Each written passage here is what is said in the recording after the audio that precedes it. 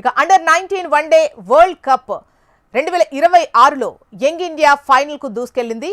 Harare వేదికగా ఆఫ్ఘనిస్తాన్లో జరిగిన అండర్-19 ప్రపంచ కప్ రెండో సెమీస్ ఫైనల్లో టీమిండియా 7 వికెట్ల తేడాతో విజయ ఢంకా మోగించింది. ఆఫ్ఘన్ నిర్దేశించిన 311 పరుగుల భారీ టార్గెట్ను భారత్ 41.1 ఓవర్లలోనే ఛేదించింది.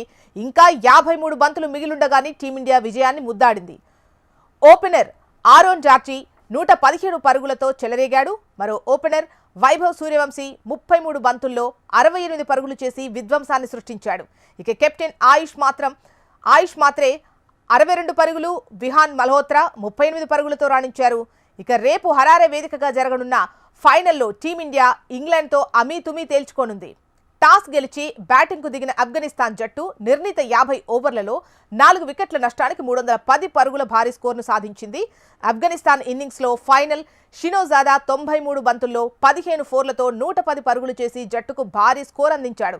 మరోవైపు అతనికి తోడుగా ఉజైరుల్లా నియాజై 86 బంతుల్లో 12 ఫోర్లు 2 సిక్సర్లతో అజేయంగా 101 పరుగులు చేశాడు. ఇక భారత బౌలర్లలో దీపేష్ దేవేంద్రన్, కనిష్ చౌహాన్ తలో 2 వికెట్లు తీశారు. ఆ తర్వాత ఆఫ్ఘనిస్తాన్ నిర్దేశించిన 311 పరుగుల లక్ష్యంతో బరిలోకి దిగిన భారత్ ఇన్నింగ్స్ ఆరంభం నుంచే దూకుడుగా ఆడింది.